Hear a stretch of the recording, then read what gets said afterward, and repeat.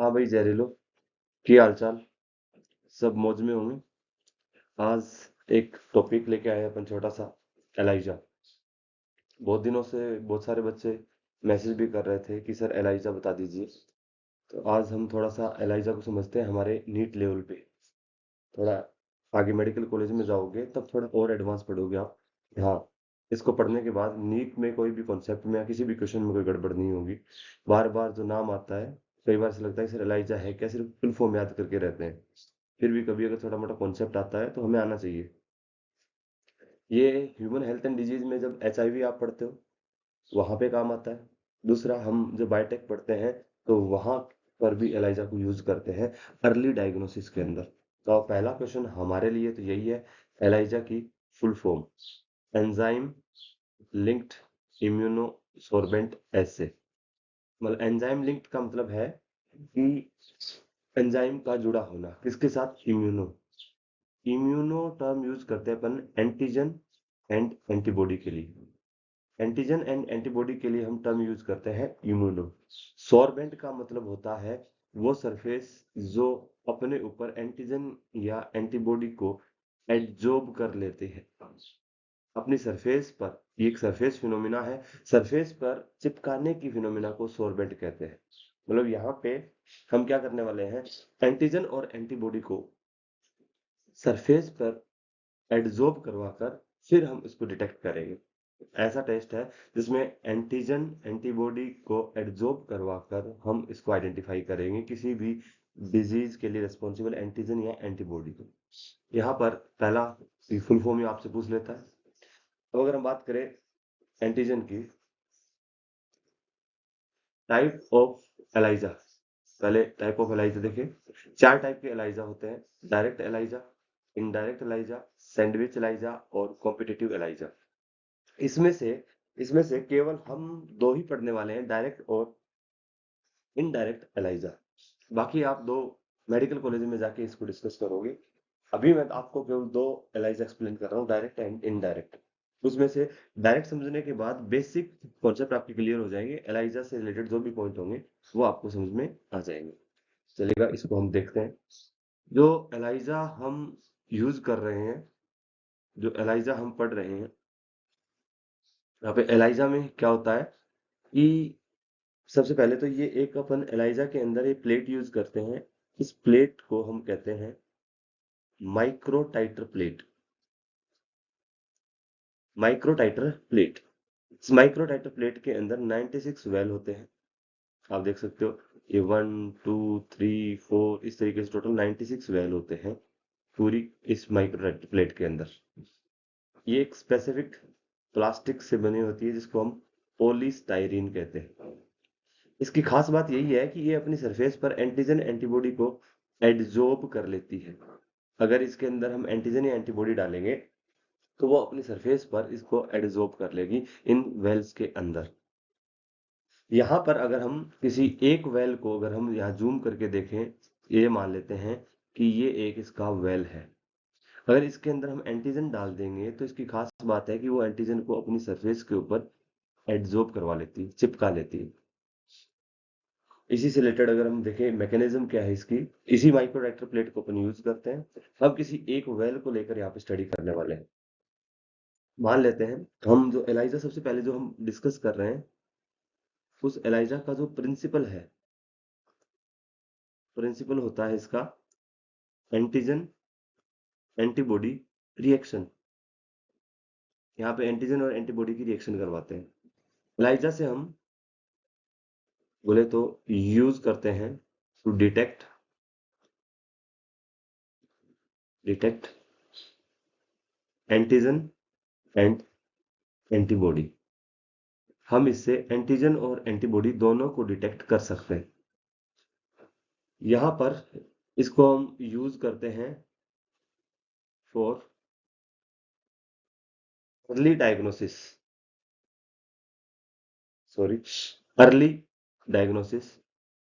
Biotechnology के अंदर आप पढ़ते हो, किसी भी डिजीज का अर्ली डायग्नोसिस करने के लिए हम इसको यूज कर सकते हैं। मतलब क्या होता है कि नॉर्मल सीरम टेस्ट जो हम करवाते हैं, ब्लड टेस्ट जो करवाते हैं, उसमें रिजल्ट इमीडिएटली पॉजिटिव रिजल्ट आने की संभावना कम होती है। यहाँ पे अगर ब्लड के अंदर थोड़ा बहुत भी अगर एंटीजन एंटीबॉडी प्रेजेंट है, हम उसको डिटेक्ट कर सकते हैं। अर्ली डायग्नोसिस के तौर पर इसको हम यूज में लेते हैं। यहाँ जो माइक्रोडाइटर प्लेट हमने यूज करी है, उसी का ही मान लेते हैं कि सबसे पहले प्रोसेस देख लेते हैं कि कैसे क्या है। उसी का ही एक हमने यहाँ पर ये वेल ड्रॉ कर दिया। वेल, इन जो 96 वेल होते हैं उसमें से एक वेल को हमने यहाँ पे बना दिया। अब हम क्या करेंगे, मान लेते हैं यहाँ पे अपन एलाइजा के अंदर एंटीजन एंटीबॉडी मतलब प्रोटीन है, कोई हार्मोन हो, किसी टॉक्सिन को, इनको सबको डिटेक्ट हम कर सकते हैं जो कि प्रोटीन नेचर के होते हैं। यहाँ पे हम यूज कर रहे हैं, मान लेते हैं कि एचआईवी का एक हम टेस्ट लगा रहे हैं। कोई पर्सन अर्ली डायग्नोसिस करवाना चाहता है, कहीं उसके अंदर एचआईवी का इन्फेक्शन है तो नहीं। दो चीजें होगी, अगर किसी पर्सन के अंदर एचआईवी का इन्फेक्शन होगा तो एक तो उसकी बॉडी के अंदर एचआईवी मिलेगा तो उसके एंटीजन्स प्रेजेंट होंगे। दूसरा, उसके रेस्पॉन्स में जो हमारी बॉडी है, हमारा इम्यून सिस्टम है, वो एंटीबॉडी का प्रोडक्शन करेगा। तो हम कोई से भी डिटेक्ट कर सकते हैं, दोनों चीजें यूज कर सकते हैं। डायरेक्ट एलाइजा के अंदर सबसे पहले जो हम पढ़ते हैं, वो पढ़ते हैं हम पहला टाइप जो हम पढ़ते हैं डायरेक्ट एलाइजा। जो हम डायरेक्ट एलाइजा जो हम पढ़ते हैं, उसके अंदर हम एंटीजन को डिटेक्ट करते हैं। डायरेक्ट एलाइजा के अंदर हम एंटीजन आइडेंटिफाई करते हैं, डिटेक्ट करते हैं। आगे इनडायरेक्ट पढ़ेंगे, उसमें एंटीबॉडी को डिटेक्ट करते हैं। मान लेते हैं पहले एंटीजन को डिटेक्ट कर रहे हैं। उसके लिए हमने क्या किया, ये माइक्रोडाइटर प्लेट है और यहाँ पे अपने उस पर्सन का ब्लड सैंपल लिया, और जो सीरम सैंपल जो हमने लिया, ब्लड सैंपल जो हमने लिया, सीरम ऑफ पर्सन या बोले तो इंडिविजुअल, इंडिविजुअल का सीरम हमने सैंपल लिया और इसके अंदर उस सीरम सैंपल को डाल दिया। अब अगर उसके ब्लड के अंदर, सीरम के अंदर अगर एचआईवी का इन्फेक्शन अगर हुआ बॉडी में, तो एचआईवी के जो एंटीजन होंगे वो इस सरफेस पर एडजॉर्ब हो जाते हैं। इस वेल की खास बात यह है कि वो इन एंटीजन को अपनी सरफेस पर एडजॉर्ब कर लेती है। मान लेते हैं इसके अंदर एंटीजन प्रेजेंट थे, अगर एंटीजन प्रेजेंट होंगे तो ही वो एडजॉर्ब होंगे। यहाँ पे मान लेते हैं ये वेल के अंदर एंटीजन, एचआईवी के एंटीजन थे जो यहाँ पर अटैच हो गए।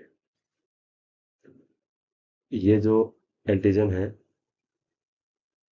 मान लेते हैं एचआईवी एंटीजन अटैच हो गए।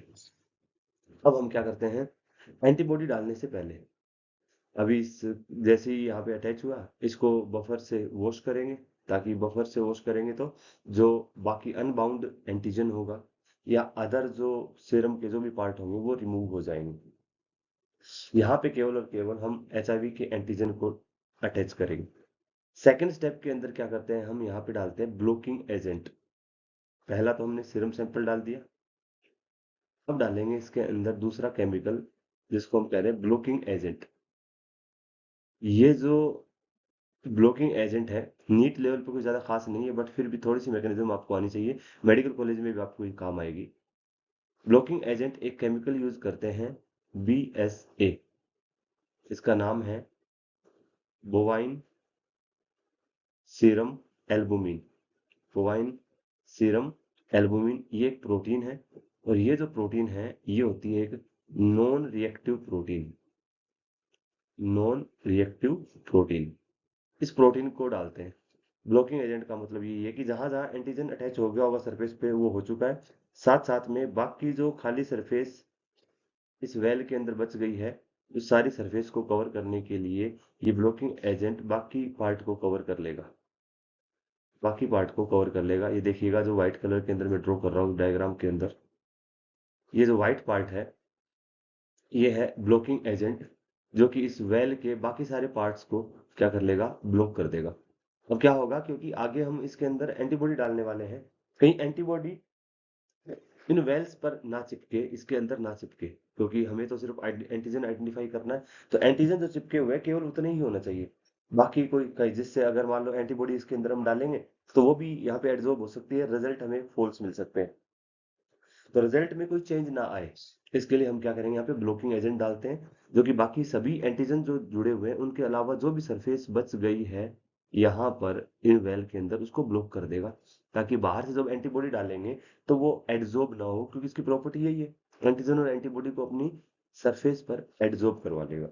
जो भी खाली सरफेस बची थी सबको ब्लॉक कर दिया, इसलिए नाम देता है ब्लॉकिंग एजेंट। और ये होता है बोवाइन सीरम एल्बुमिन। बोवाइन के सीरम से हम ये प्रोटीन सेपरेट करते हैं। और इसको हम यूज इसलिए कर रहे हैं कि नॉन रिएक्टिव है। नॉन रिएक्टिव होने का मतलब है कि किसी भी एंटीजन एंटीबॉडी के साथ कोई रिएक्शन नहीं करता है, इसलिए हम इसको यूज करते हैं। अब क्या करेंगे हम, इसी सैंपल के अंदर हम ये 2 नंबर हमने किया, ब्लॉकिंग एजेंट डाला। अब जो हम इसके अंदर करने वाले हैं 3 नंबर, वो हम डालेंगे इसके अंदर एंटीबॉडी। एंटीबॉडी, ये एंटीबॉडी जो हम डालते हैं ये होती है enzyme linked. Enzyme linked antibody होती है। एंजाइम लिंक्ड का मतलब है ये प्री फॉर्म्ड होती है, पहले से बनाई होती है लैब के अंदर, आर्टिफिशियली पर्टिकुलर एंटीजन के लिए स्पेसिफिक एंटीबॉडी बनाई होती है आर्टिफिशियली। और इस एंटीबॉडी के यहाँ पर एक एंजाइम लगा होता है, इसलिए इस एंटीबॉडी का नाम होता है एंजाइम लिंक्ड। तो ये जो यहाँ एंजाइम लगा है इसीलिए इसको हम कहते हैं एंजाइम लिंक्ड एंटीबॉडी। इसको हम आगे वाले स्लाइड पे समझते हैं। हम यही देख रहे थे कि किस तरीके से हम, ये अगर हमने वेल बनाया था, ये वेल हमने बनाया था, सीरम सैंपल हमने डाला, तो जो जो एंटीजन थे एचआईवी के, वो हमने मान लो यहाँ पर वो एड्सॉर्ब हो गए थे। पहला काम ये, सीरम सैंपल डाला, एंटीजन जो जो थे वो इसके अंदर वेल के अंदर अटैच हो गए। उसके बाद बड़े हमने यहाँ पर ब्लॉकिंग एजेंट डाला, ताकि ये बाकी एरिया ब्लॉक हो जाए, किसी दूसरी एंटीबॉडी जो बाहर से हम डालने वाली है वो यहाँ पे एड्सॉर्ब ना हो, कोई भी सरफेस ना बचे, ब्लॉकिंग एजेंट हमने डाल दिया। अब हम यूज करने वाले हैं यहाँ पर एंटीबॉडी। और जो अभी हमने बात करी कि जो एंटीबॉडी हम यूज करते हैं ये नॉन एंटीबॉडी है, जिसको हम पहले से जानते हैं और स्पेसिफिकली पर्टिकुलर पैथोजन के अगेंस्ट बनाई गई है। मान लो अगर हम एचआईवी का टेस्ट लगा रहे हैं तो ये एचआईवी एंटीजन के लिए स्पेसिफिक एंटीबॉडी है, और इसके साथ हमने एक एंजाइम जोड़ रखा है, इसलिए इसको नाम देते हैं enzyme linked antibody. Enzyme linked antibody, ये जो एंजाइम है इन जनरल, अगर जरूरी नहीं है एंजाइम अलग अलग यूज करते हैं अपन, यहाँ पर एक हॉर्स रेडिस पेरोक्सिडेज या एल्कलाइन फोस्फेटेज एंजाइम को यूज करते हैं। नीट के लेवल पर इन एंजाइम के नाम इंपॉर्टेंट बिल्कुल भी नहीं है, सिर्फ मैं आपको प्रोसेस समझाना चाह रहा हूँ। मेडिकल कॉलेज में जाओगे तो इस एंजाइम का नाम भी याद रखोगे। और एक दूसरा एंजाइम भी यूज करते हैं, हॉर्स रेडिस पेरोक्सिडेज। इस एंजाइम की खास बात ये होती है कि ये एंजाइम एक क्रोमोजेनिक सबस्ट्रेट को प्रोडक्ट में कन्वर्ट करता है, जिससे कलर प्रोड्यूस होता है। इसकी खास बात है कि इसके लिए जो सबस्ट्रेट, स्पेसिफिक सबस्ट्रेट होता है, उसका नाम हमारे इंपॉर्टेंट नहीं है कि सबस्ट्रेट कौन सा है, आप सिंपल याद रखेंगे कि ये कलरलेस सबस्ट्रेट को कन्वर्ट करता है प्रोडक्ट के अंदर, और जो प्रोडक्ट बनता है वो यहाँ बन रहा है येलो कलर। कलर कैसा भी आ सकता है, डिपेंड करेगा एंजाइम हमने एल्कलाइन फोस्फेटेज यूज किया है या कोई दूसरा किया है। सबस्ट्रेट कौन सा हमने यूज किया उस पर डिपेंड करेगा ये कलर कैसे आने वाला है। मान लेते हैं एल्कलाइन फोस्फेटेज जो हमने यूज किया उसने अपने सबस्ट्रेट को कन्वर्ट कर देता है वो येलो कलर में। ये एंटीबॉडी जो है प्री फॉर्म्ड एंटीबॉडी है, जिसको हम पहले से जानते हैं, ये हमने लैब के अंदर हमारे पास पहले से मौजूद है। अब हम क्या करेंगे, ये सारी की सारी एंटीबॉडी जो जितनी जो हमारे पास है वो इसके अंदर हम डालेंगे। जैसे ही एंटीबॉडी डालेंगे, अगर वहां एंटीजन प्रेजेंट हुआ, दिखाई कुछ नहीं दे रहा नेकेड आई से अपन को, अगर एंटीजन प्रेजेंट हुआ तो ये एंटीबॉडी जो हमने डाली है वो क्या करेगी, वो अपने एंटीजन के साथ जाके बाइंड हो जाएगी। और आपको पता है एंटीजन एंटीबॉडी रिएक्शन होगी। एंटीजन एंटीबॉडी के अंदर आपने एपिटोप पैराटोप नाम सुने होंगे, उनकी मदद से ये आपस में एक कॉम्प्लेक्स बना लेगा, एंटीजन एंड एंटीबॉडी। ये जैसे ही कॉम्प्लेक्स बना, ये रेड कलर के अंदर जो हमने दिखाई है बेटा, ये तो है एंटीजन, और येलो कलर के अंदर जो हमने बना रखी है ये एंटीबॉडी रिएक्शन हो जाएगी। अब क्या करेंगे, अब इसको एक बार फिर हम वॉशिंग करेंगे। ये डालने के बाद इसे हम वॉश करेंगे बफर से, ताकि जो अनबाउंड अनबाउंड एंटीबॉडीज हमने एंटीबॉडी डाली है, तो अनबाउंड जो एंटीबॉडी होगी वो वॉश आउट हो जाए। अगर यहाँ पर एंटीजन प्रेजेंट हुआ तो एंटीजन एंटीबॉडी कॉम्प्लेक्स बनेगा। अब बाहर से इसके अंदर हम डालेंगे सबस्ट्रेट, क्योंकि अगर एंटीजन एंटीबॉडी रिएक्शन हुई है, एंजाइम लिंक्ड एंटीबॉडी अंदर कॉम्प्लेक्स बनाया हुआ है। अगर एंटीजन नहीं हुआ, सीरम सैंपल में मान लो एंटीजन था ही नहीं, तो केवल ब्लॉकिंग एजेंट पूरा फैल गया। अब एंटीबॉडी डाले, वॉशिंग करी, सारी एंटीबॉडी वॉश आउट हो गई, कोई भी एंटीजन एंटीबॉडी नहीं है, तो रिजल्ट नेगेटिव आएगा। अगर मान लो एंटीजन प्रेजेंट है तो कॉम्प्लेक्स बना है, अगर ये कॉम्प्लेक्स यहाँ पे बना हो, अब हम क्या करेंगे, यहाँ पर सबस्ट्रेट ऐड करेंगे। और अगर ये सबस्ट्रेट हमने ऐड किया तो इसके पास एंजाइम है, तो ये सबस्ट्रेट को कन्वर्ट कर देगा प्रोडक्ट के अंदर, और प्रोडक्ट का कलर जो आएगा वो येलो कलर आएगा। अगर प्रोडक्ट का कलर आ रहा है येलो कलर, और इस तरीके से यहाँ पे जो सॉल्यूशन होगा, ये तो एक वेल दिखाया, अपने बहुत सारे वेल के अंदर डालते हैं, कलर हमको येलो अपीयर होगा। अगर येलो कलर आया, इसको डिटेक्ट करने के लिए इस माइक्रो प्लेट को हम क्या करेंगे, इसको एक इक्विपमेंट, एक मशीन, जिसको हम कहते हैं स्पेक्ट्रोफोटोमीटर, स्पेक्ट्रोफोटोमीटर उसके अंदर रखते हैं, और वहां पर देखते हैं इसकी कलर इंटेंसिटी, कलर किस तरीके का प्रोड्यूस हुआ है।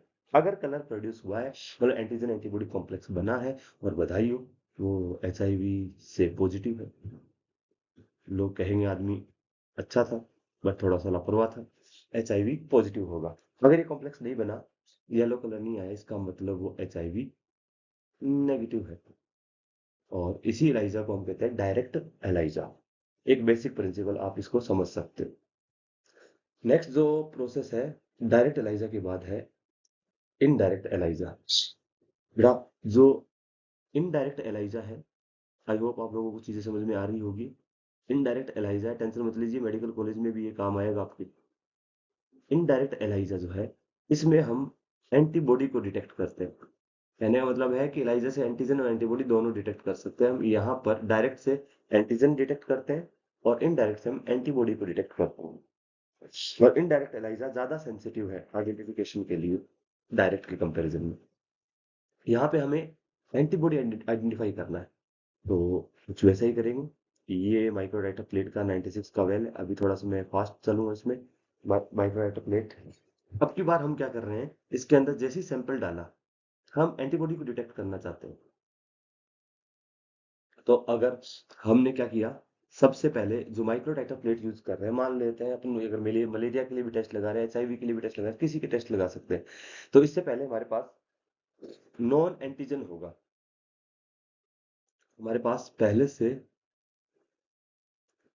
नॉन एंटीजन होगा, मतलब जिस डिजीज को हम डिटेक्ट कर रहे हैं वो एंटीजन पहले से हमारे पास मौजूद होगा, और वो ऑलरेडी इन वेल के अंदर कोटेड होगा। ये वेल, ये ऐसी जो माइक्रोडाटा प्लेट है, किसी पर्टिकुलर डिजीज के लिए प्री फॉर्म्ड माइक्रोडाटा प्लेट भी आती है, जिसके अंदर ऑलरेडी उस पर्टिकुलर डिजीज का एंटीजन एडजॉर्ब होता है, प्रेजेंट होता है। जैसे मलेरिया के लिए लानी हो, तो अलग से ये माइक्रोडाटा प्लेट हम ला सकते हैं, जिसके वेल के अंदर मलेरिया के एंटीजन प्रेजेंट होंगे, प्री फॉर्म्ड एंटीजन होंगे, जो आज हमने बना रखे हैं। अब जिसका भी हमें टेस्ट लगाना है, ये तो हो गया नॉन एंटीजन, जो हमारे पास पहले से इस माइक्रोडाटा प्लेट में मौजूद था, आर्टिफिशियली हमने बना के इसके अंदर डाला हुआ है। अब क्या करेंगे, अब हम उस पर्सन का ब्लड सैंपल लेंगे, सीरम सैंपल लेंगे, सीरम के अंदर एंटीबॉडी होगी। अब उसका हमने लिया सीरम सैंपल, ये मान लेते हैं ब्लड सैंपल, सीरम सैंपल लिया। दूसरा स्टेप वो जो हम कर रहे थे वो तो किया ही है हमने, नॉन एंटीजन प्रेजेंट है, ब्लॉकिंग एजेंट हमने डाल दिया, ब्लॉकिंग एजेंट हमने डाल दिया, ताकि कोई दूसरी बाहर से जब एंटीबॉडी डाले तो वो इसकी सरफेस पे एड्सॉर्ब ना हो, एड्सॉर्ब ना हो, केवल एंटीजन प्रेजेंट रहे। अब सीरम, जैसे हमने सीरम सैंपल इसके अंदर डाला, अब अगर सीरम के अंदर एंटीबॉडी हुई, तो वो एंटीबॉडी एंटीजन के साथ रिएक्शन करेगी, ये उस पर्सन के ब्लड सीरम के अंदर एंटीबॉडी को ले रहे हैं। ये कहलाता है प्राइमरी एंटीबॉडी। ये उसके ब्लड सीरम के अंदर ऑलरेडी, अगर उसके अंदर इन्फेक्शन हुआ तो ये एंटीबॉडी प्रेजेंट होगी, इन्फेक्शन नहीं है तो एंटीबॉडी नहीं होगी। मान के चला कि इन्फेक्शन है, तो उसके ब्लड के अंदर प्राइमरी एंटीबॉडी प्रेजेंट होगी और एंटीजन एंटीबॉडी रिएक्शन हो जाएगी। अब हमें अभी पता नहीं चलेगा, अब क्या करेंगे हम, इसके अंदर नॉन एंटीजन तो पहले से था, फिर हमने सीरम सैंपल डाल दिया, 1 number non antigen, 2 number serum हमने डाल दिया, उसके अंदर प्राइमरी एंटीजन एंटीबॉडी के बीच में रिएक्शन होगी।